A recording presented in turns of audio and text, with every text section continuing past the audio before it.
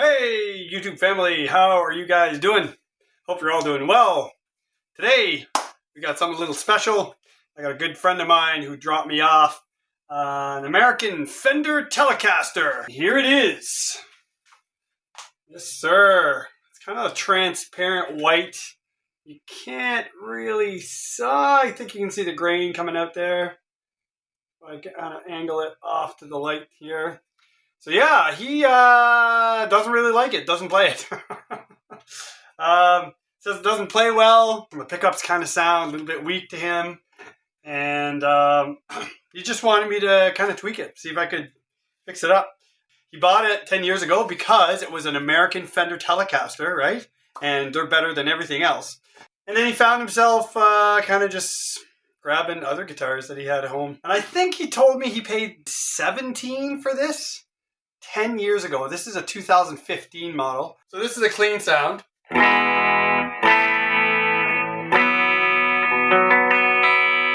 know what he means. There's no bite or chime to these pickups.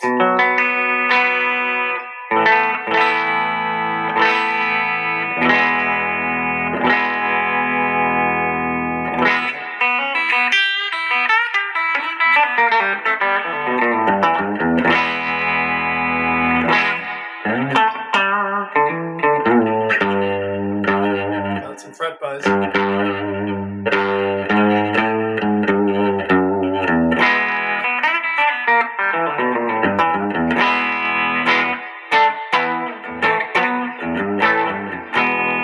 Middle position.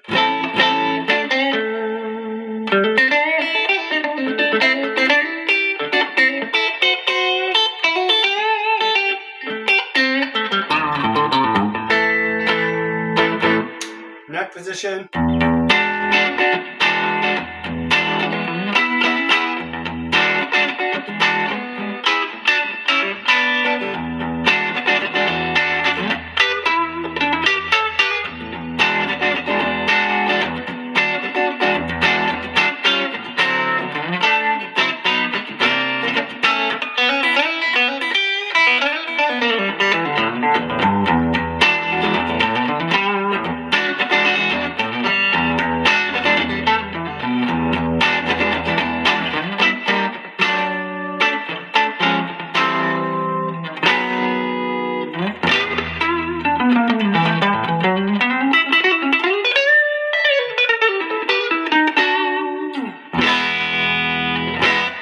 Familiar riff there. If you watch the people I watch.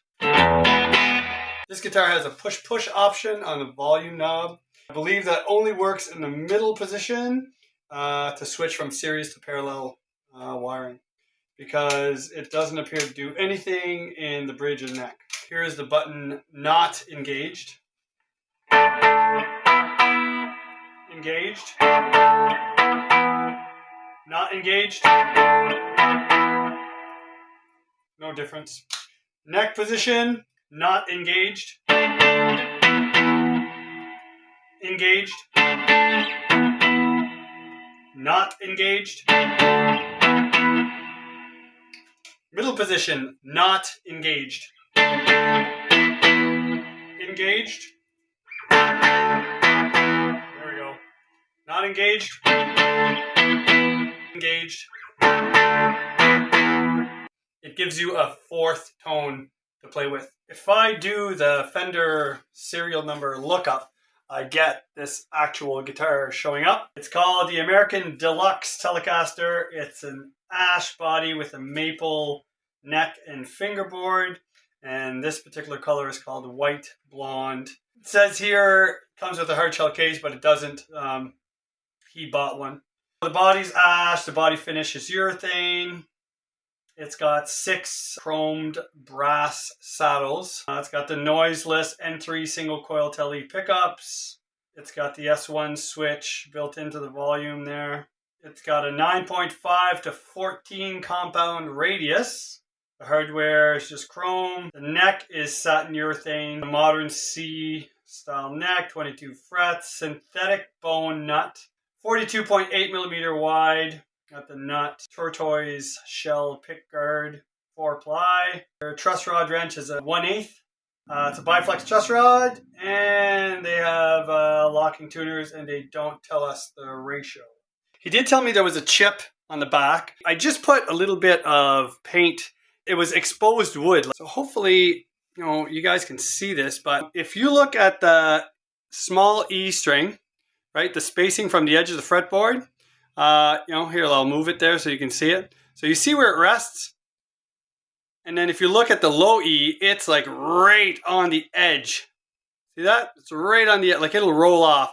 If you do any amount of hard pressing, it snaps right off the edge of that fretboard. So the string alignment is off. So this neck has to be adjusted. Let's get right into this. So just pull these strings out. Sometimes when you pull the strings out, the ferrules pop out. And it happens on $1,700 American Telecasters as well. So these are all kind of loose, but these two fell out. So we'll put these ones back in there.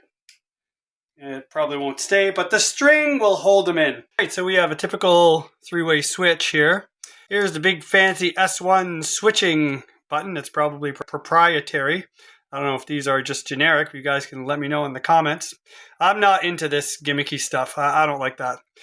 Just give me a regular volume pot, and for the most part, I don't even run a tone. I just run pickups straight to the volume pot, out to the jack.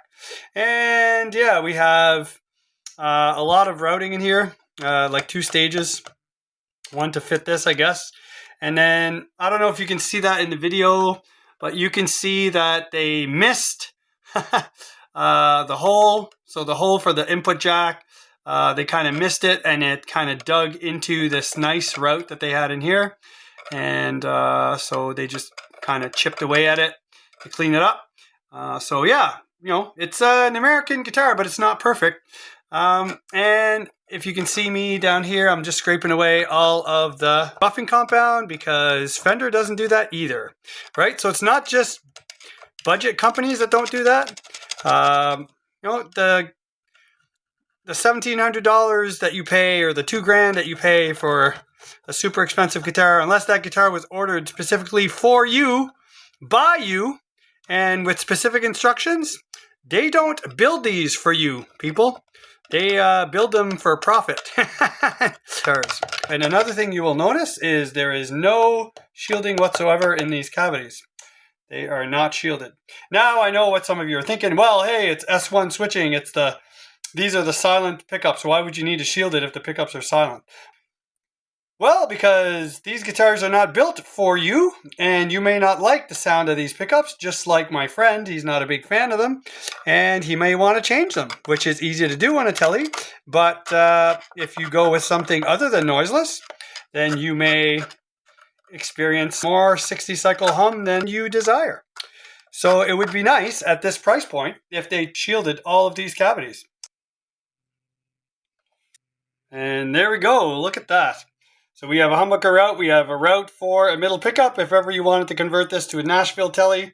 So, you know, they do prep these guitars for mods, clearly. So why they wouldn't take a few minutes and shield them up? I mean, for the price you pay for these, it doesn't really make sense to me. Why not shield, you know, a $2,000 American guitar? Like, just shield them up, right?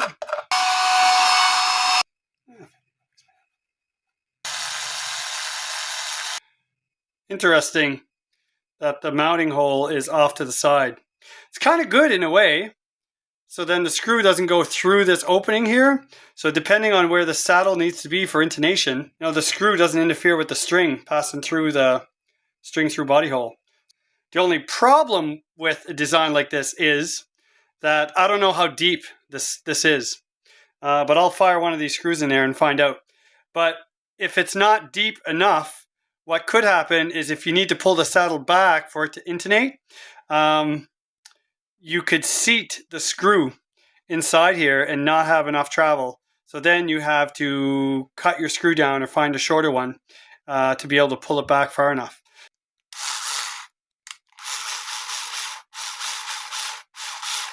Okay, so there you go. That screw is seated. And this is how long the screw is. They're all the same length. So that should be lots of adjustment, right? From here all the way down to here. That the saddle can move back.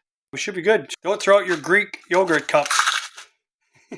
They're good when you have a bunch of rust and corroded screws to deal with. This is some knocker loose, man. Let's get to soak in that for a little bit before reassembly. Cover the jar up.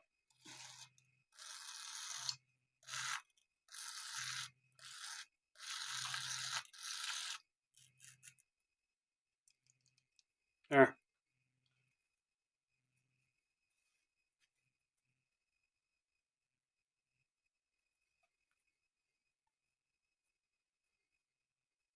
A lot of these pickguard screws were corroded, so I'm going to replace them with some nice stainless steel ones. This is 9.5 to 14, or so Fender claims.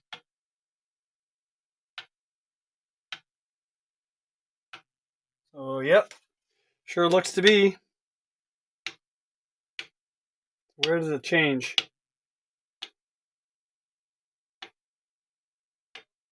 Oh, okay. I'm starting to see light under here at the 13th, right here. So that must be where it switches over. So we'll take a 14. Whoa, what? No way. There's a lot of rock in there.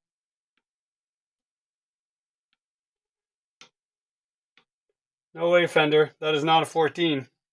How about a 12? Yeah.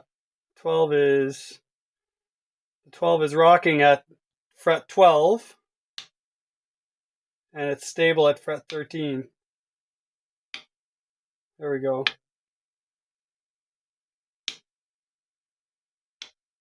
All right. So this is a 9.5 to 12 radius, not 14. As stated in Fender specs. And the switchover seems to happen between fret 12 and 13. I think we'll just level this whole fretboard and get rid of all of these little grooves here, because I have radius sanding blocks. I have a 10, which is close enough to 9.5. It'll be a little flatter, well, big deal. It'll help get rid of these center grooves a little faster. And then I have a 12, so we'll do that. It'll be 10 to 12 radius. Let's just see quickly if there's any unlevel frets, and I'll mark them as we go. Yep. Yep, we have, this one's not level. This one's high. Oh. This one has a high end. Yeah, we will tap them all, make sure. Wow, holy crap.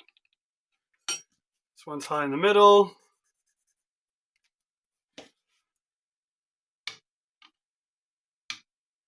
You'll see I'm jumping over the marker spots, because if these are high, I'm not going to check them with the next series of frets because it's going to give me incorrect results. So I skip the marked areas of a fret. And if the whole fret's marked, well, I just skip it totally and move to the next set of 3.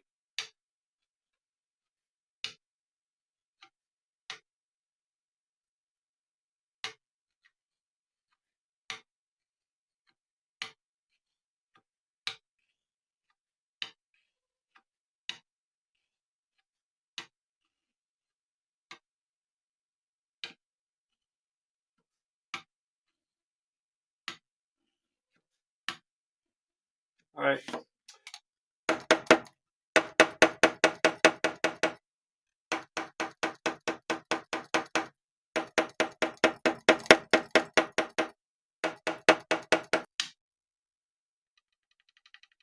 Yep, they're still high.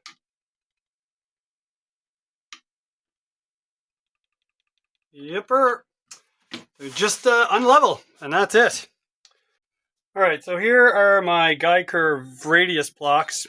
They're super nice and heavy aluminum radius blocks. So this is a 14 radius on this side and a 10 on this side. So I have that ready. And here is a 16 on this side and a 12 on this side, and I have this one ready. This is 400 grit sandpaper because these are not stainless steel frets, so the 400 should be plenty to take the meat off. So we will do the 10 first, right up until the 12th fret. I will tape off fret 13 and on. All I'm going to do is mark all of these frets.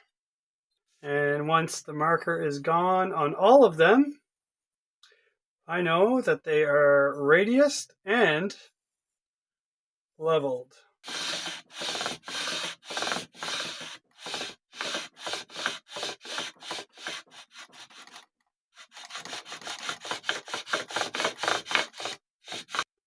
Okay, so down here they're all nice. Up here, they are higher on the bass side than they are on the treble side. You can see on the bass side, right, all the markers gone. On the treble side, there's still some marker left. And you can still see these grooves here. So I'm just going to keep putting marker on those. And we'll just keep, using this beam until they're nice and level. All right, there's pass number 2, and all those little dents are gone. And there's no marker left on these frets.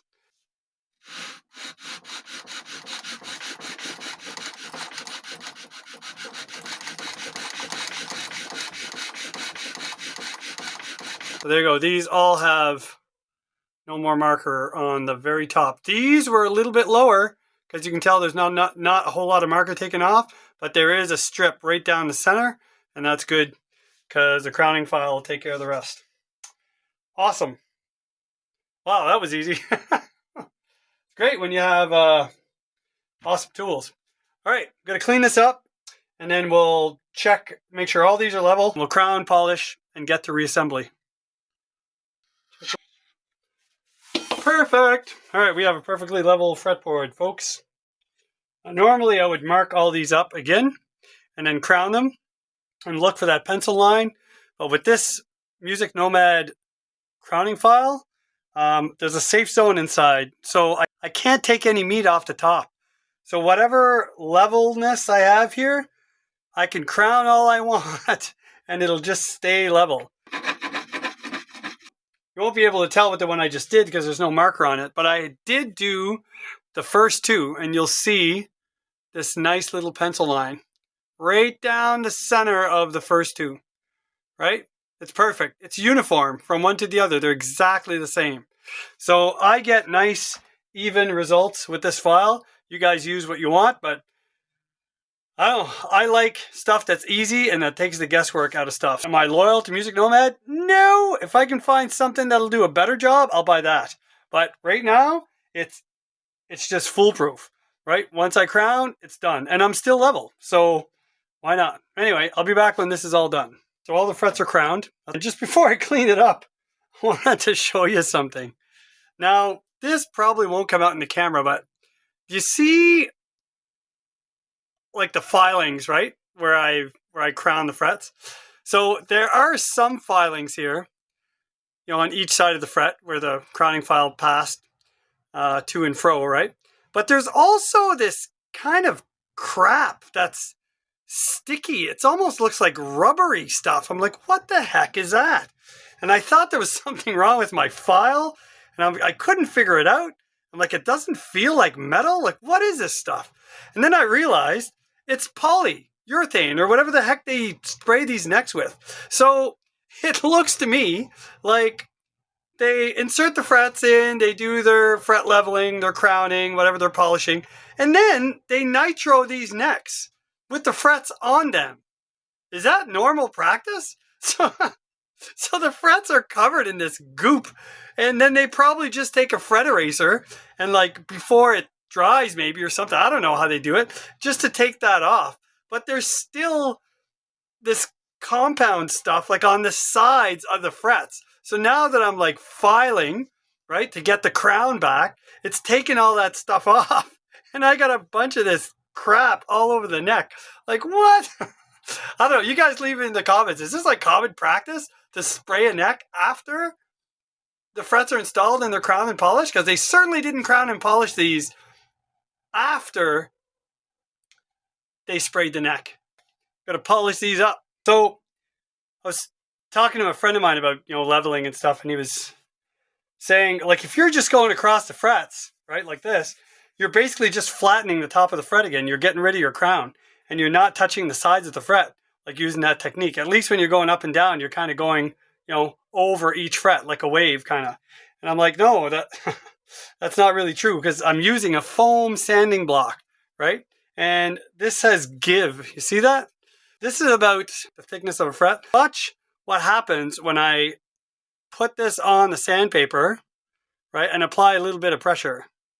So if I apply pressure from my hand on the other side, you see how, watch the edge of that sandpaper. You see how it all of a sudden it just wraps around the edges of the fret, or in this case, the fret rocker, right? You see that? How it just, and I'm not pressing hard, I'm just kind of digging in. So when I'm down on my frets like this, I am pushing on this paper, and I am wrapping the sandpaper, right? I'm wrapping the sandpaper around that fret. So I'm not just polishing the top of it, I am maintaining the crown and polishing the upper sides. Yeah, you're not polishing right up to the fretboard, because you either have tape on there or you have one of these. We are at the final stage, which is steel wool. I'll just finish this off and I'll show you the final results. And here you go.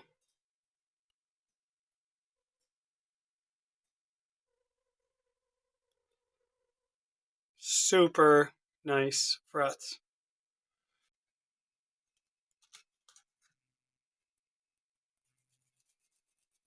A buddy of mine, who's actually family, lives in Connecticut, and he told me he would bring me a can, and he did. And it's great. I gotta say, it's great stuff. If you have any parts that are corroded or all seized up, you spray some of that stuff on, let it sit for a while, and man, does it ever do the job. Knock her loose, it's called.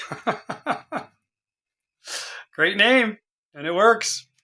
Hey, so I said earlier that all these screws were the same length, and I was wrong. There's two of them that are longer, and there's actually two springs that are longer as well. Common sense would dictate that they would go in the E and the D strings, because they're the ones where the saddles are further forward, so you would need a longer screw to allow for that forward movement. Here we go. So I'm just going to take a measurement, and I'm going to set the saddle at 25.5, which, you know what? It is right there. So that's perfect. All right, so this saddle is good there. So I am just going to roughly stagger the rest of these, just to give me a typical stagger. This one as well, I'm going to set to roughly 25.5. This one has to go back. This is just to get a starting point.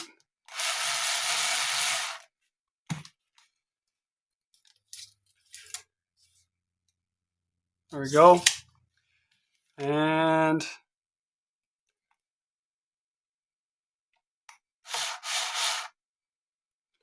go, and there. Just a rough stagger, and then obviously we'll tweak it once we intonate. All right, so he wants these NYXL 10 to 52 electric guitar strings, play fearlessly. So that's what we're going to put on. All we need to do is snap the fingers. Just like that. Awesome. I like these D'Addario install and a snap strings. They're great. Real time saver. All right, so you can see by installing the neck, straight in the pocket, the string alignment is way off on this thing.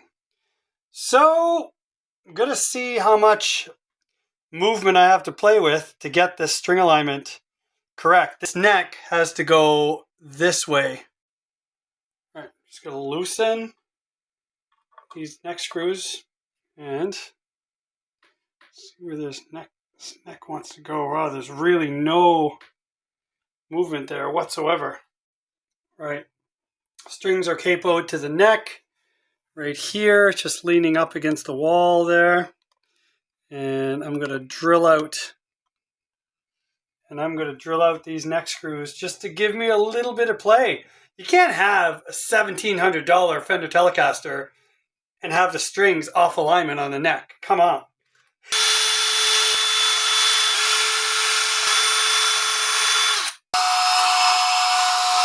All right, let's see if I can get enough movement now. Nope. Man, when you tighten it, it goes right back off of alignment. All right, guys, so I took my Dremel. I have an extension here and a little sanding disc. And I just took the square edge off of the corner of this neck. I do not want to mess with the neck pocket, although I think the problem is the neck pocket. It's just slightly off. But we're not going to mess with that, because then you'll be into, pickguard alterations, and I'm not touching that. So I just took the corner that'll allow me to tilt the neck just a little bit. I only need millimeters just to get a little bit of tilt to get that string alignment straight. There will be a gap at the top here, but there's no way around that. So let's see what happens. There, that's all it took. Better than it was, but it's not perfect. Man, how much money do you have to spend on a Fender Telecaster to get a straight neck into a body? Man, it does make sense. I know Fender has a following, and God knows I have bought many of them in my years. But you know what? I've never, ever been happy with any of them. I've always ended up replacing necks, pickups, hardware, saddles, volume pots, nuts, tuners, you name it, to try and make the guitar, better. And you know what? I was never happy. Until I started buying budget guitars, finding something that's got good neck and a good body, and then making it my own. But man, I'll be honest, it took a while to get over that ego of name on the headstock. It didn't say Fender on the headstock, or didn't say Gibson on the headstock. I just felt like I wasn't in the same league as everybody else. Now that I'm fixing guitars, I get lots of brand name stuff in here that people aren't happy with. So I wasn't the only one back then, I guess. So I just thought I was. Alright, time to train this thing and get some sound clips. Alright, nut slot heights are all set. And they were all high. We'll lubricate all these slots now. Alright, so the American Fender Deluxe is done. String alignment is better. It's not perfect. I'm not super happy with it, but it'll do. Nut slots have all been adjusted. Tuners have all been tightened up. Frets have been leveled, crowned, and polished. All the hardware has been cleaned. Electronics were fine as they were. Body's been polished. That little chip's been touched up. And everything's been set up with new strings. So, really, again, I can't remember what he paid, but I think it was $1,700. Maybe it was $2,700. I can't remember. I know it wasn't cheap. We'll say around $2,000. I started at 2 o'clock today on this thing, and it's 6:39. And I haven't stopped. I haven't even stopped for supper. Here's what $2,000 for a 2015 Telecaster Deluxe got my buddy.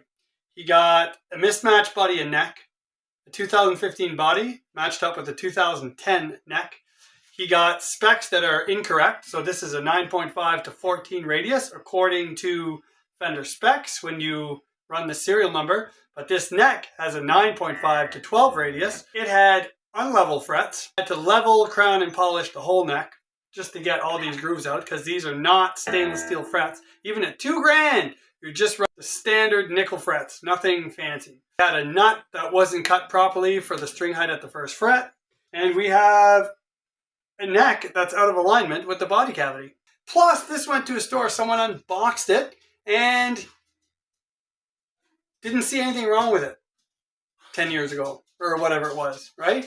I don't know, man. That's why I just don't buy Fender anymore. I can't justify the price I have to pay for the quality that I get. It just doesn't make sense. For $2,000, all I want to do is maybe put a fresh set of strings on it, throw my guitar case, and take it to a gig. I would have never taken this thing to a gig. There's not the way it was. There's no way.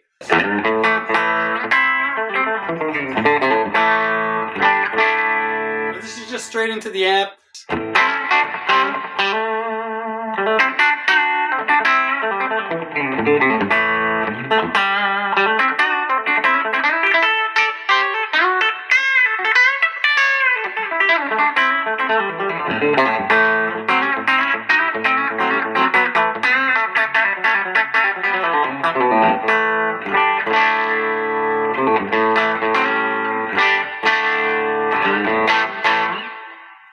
I like a little grit, so with a little grit it sounds like this.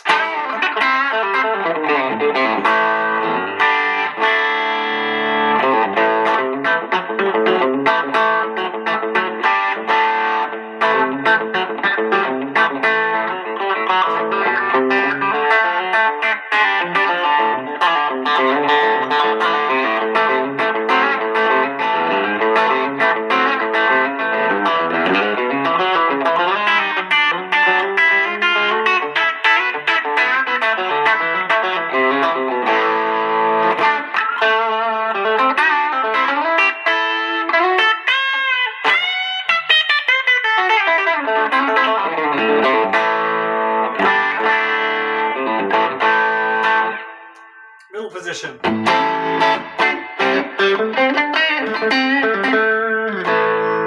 Middle position, button activated.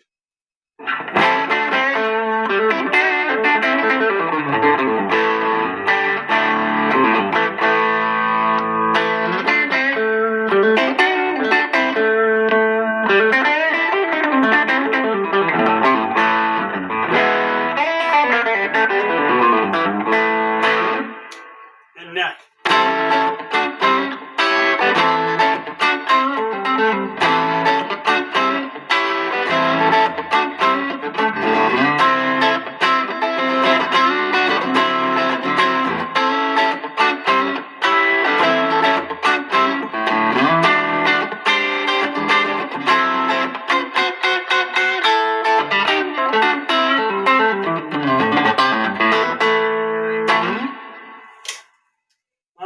Some heavier gain on the bridge.